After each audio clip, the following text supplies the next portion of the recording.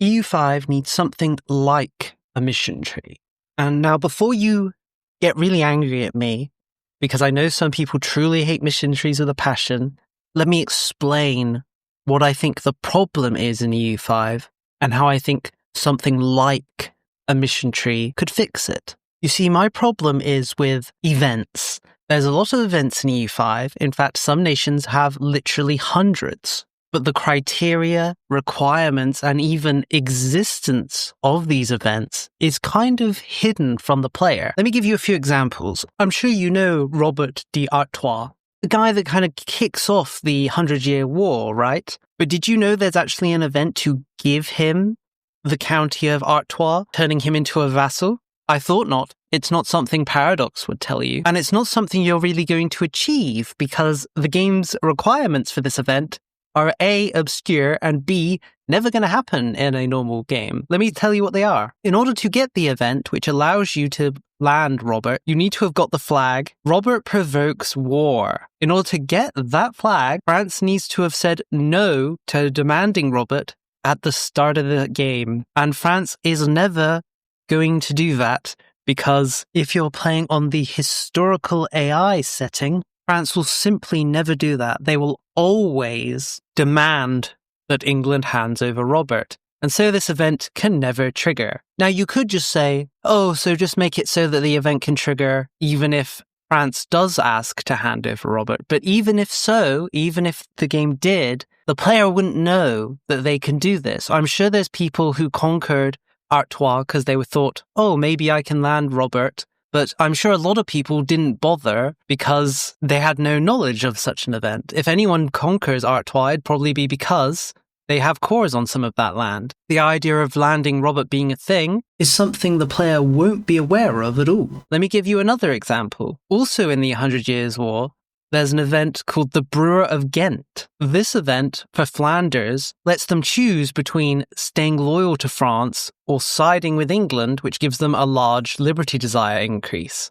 This is another event that is A, not told to the player, and B, has some quite hard to achieve requirements.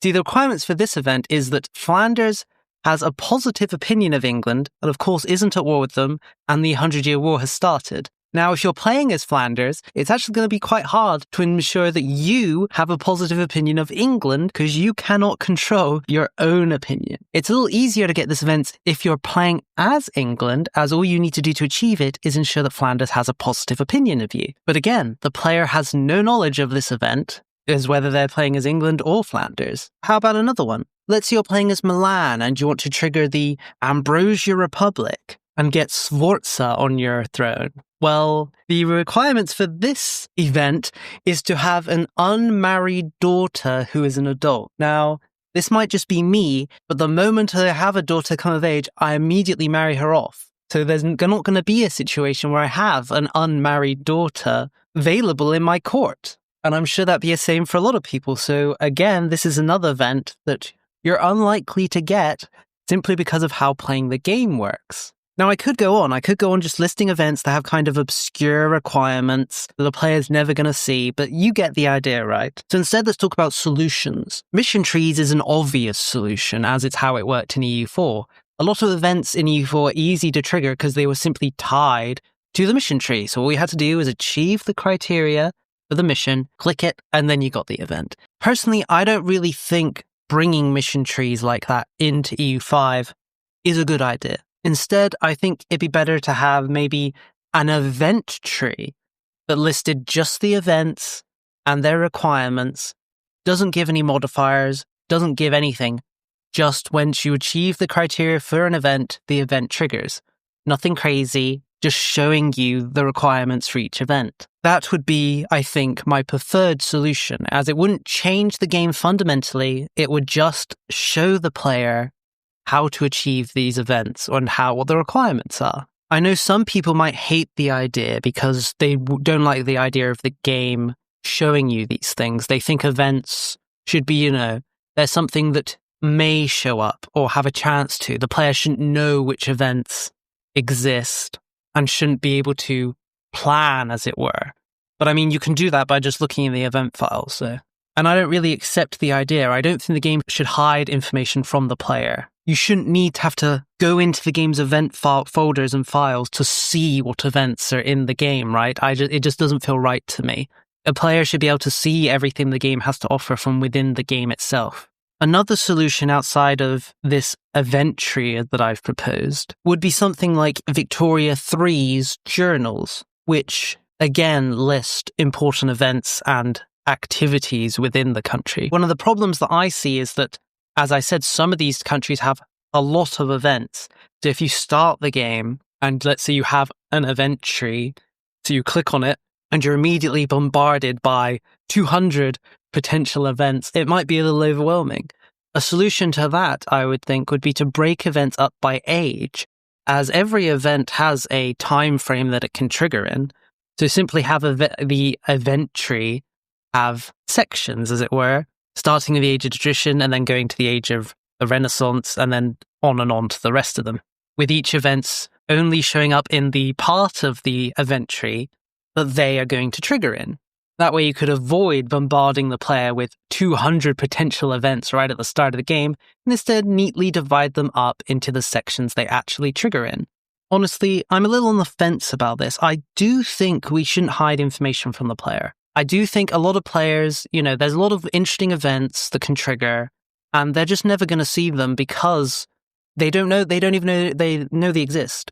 Like, did you know that you could land, Robert? Did you know there was an event to do so? I bet you didn't, because it's something you're never going to see in the majority of playthroughs, because most people just play on the historic mode. And even if they were aware of the event, or had an inkling that there could be an event, it'll again never trigger because it's in a different mode.